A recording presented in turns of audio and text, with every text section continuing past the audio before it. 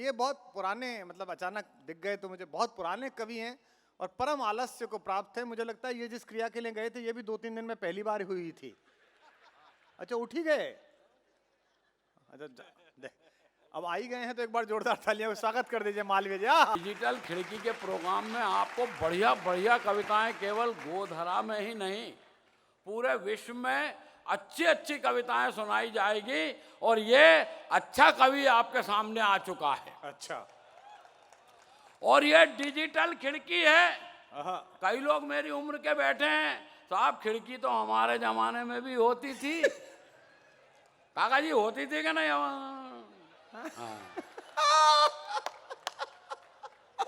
और विधायक महोदय, हम उसमें से झांकते थे और झांक के गाना गाते थे कि मेरे सामने वाली खिड़की में एक चांद का टुकड़ा रहता है। वो हमारा जमाना था, ये जमाना दूसरा है। मगर खिड़की, डिजिटल खिड़की, भारत विकास परिषद और कुमार विश्वास हमारे छोटे भाई के परिश्रम से आज आपको यह अवसर मिला है। खुशी का मौका मिला, आनंद का मौका मिला, झूमने का मौका मिला और कविताओं तक पहुंचने का मौका मिला। तब आपसे कहता हूं कि जीवन की आपाधापी में, जीवन की आपाधापी में खुशियों के कुछ पल मिलते हैं, उनको उसी समय जी लेना, ये मत कहना कल मिलते हैं। वाह, क्या बात है मालवीय जी। ये मत कहना कल मिलते हैं, क्योंकि मेरे दोस्त की बीवी का नाम था मिली। अलसी जी, मेरे दोस्त की बीवी का नाम था मिली।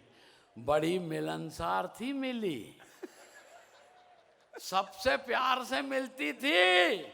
एक दिन डॉक्टर कुमार विश्वास से ऐसी मिली, फिर किसी को नहीं मिली।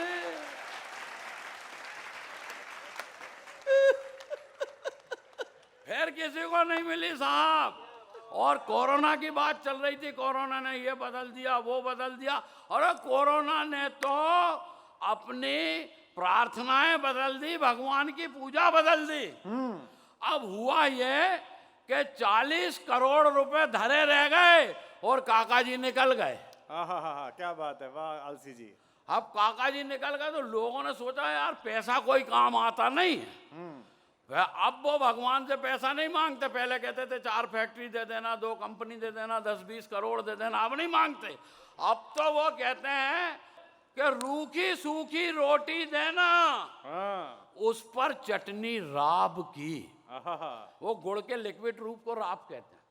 रूखी सूखी रोटी देना, उस पर चटनी राब की, परसने वाली ऐसी देना जैसे कली गुलाब की। वालसी जी, वाह, क्या इच्छा है आपकी। ये मामला इस तरह का है। क्या बुढ़ापे में इच्छा है आपकी। अब ऐसे ऐसे लफड़े, कोरोना में लॉकडाउन आया।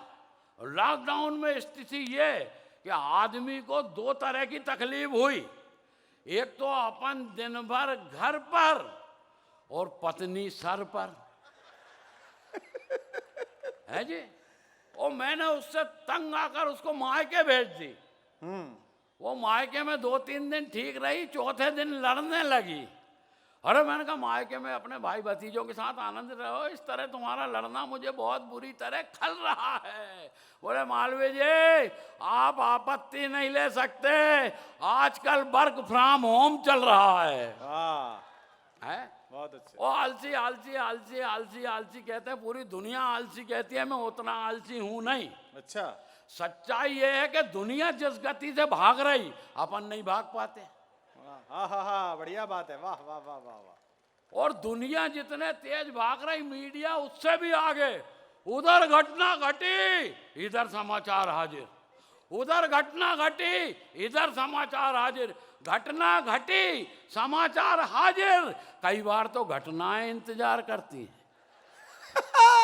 जोरदार बजाओ यार जरा लच्चन से।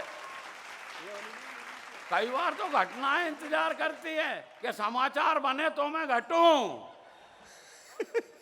अरे लोग भी इतने एडवांस में जा रहे, इतने एडवांस में जा रहे। एक 100 साल का आइटम रिजर्वेशन काउंटर पे आया।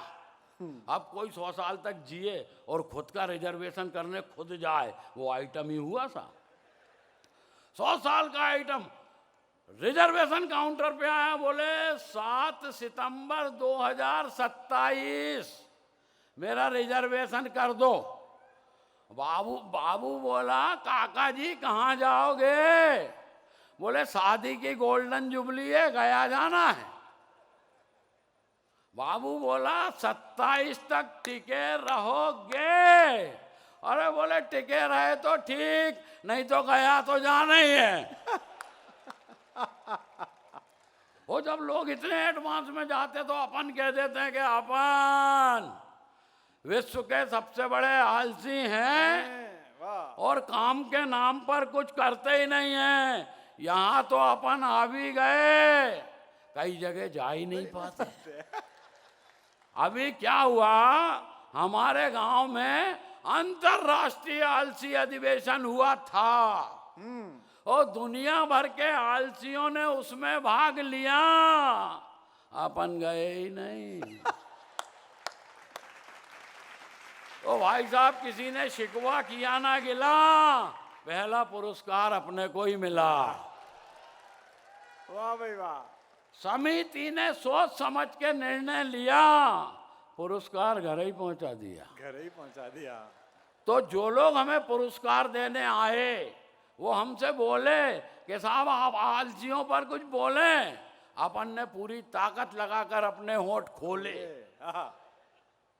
और बड़ी मुश्किल से ये बोले, भाड़ में जाए यार कौन बोले। बजना चाहिए यार जोरदार यार। और सवेरे सवेरे चौकीदार दौड़ता आया, बोले साहब आग लग गई है। मैंने कहा मेरे को क्या मतलब? बोले आपके घर में लगी है। फिर मैंने कहा तेरे को क्या मतलब? अब ये लेते घुमाते एक बार तबीयत गड़बड़ हो गई। मैंने कहा डॉक्टर को बहुत दिखाया, वैद्य को दिखाते, वैद्य ने नाड़ी वाड़ी देखी, बोले घबराने की कोई बात नहीं है, थोड़ी सी तुलसी की पत्ती, थोड़ी काली मिर्च, थोड़ी अजवान, इसको रात भर पानी में भिगाओ, दिन भर सुखाओ, दूसरे दिन चूरन बनाओ, तीसरे दिन खाली पेट खाओ, चौथे दिन में ठीक हो जाओगे बच्चा। मैंने कहा वैद्य जी इतना काम करने से तो मर जाना ही अच्छा। एक बार फांसी हो गई सपने में। अच्छा। अरे पीछे वाले सोच रहे हो ही गई होती तो ठीक था। फांसी हो गई सपने में। जज साहब बोले मालवी जी कोई आखिरी शौक फरमाएंगे? मैंने कहा यस सर, कुंभ के मेले में नहाएंगे। कुंभ के मेले में? बोले यार कुंभ का मेला तो 12 साल बाद आएगा, इसलिए आपकी फरमाइश हमको बहुत ज्यादा खलती है। मैंने कहा आराम से आने दो, अपने को भी कौन सी जल्दी है।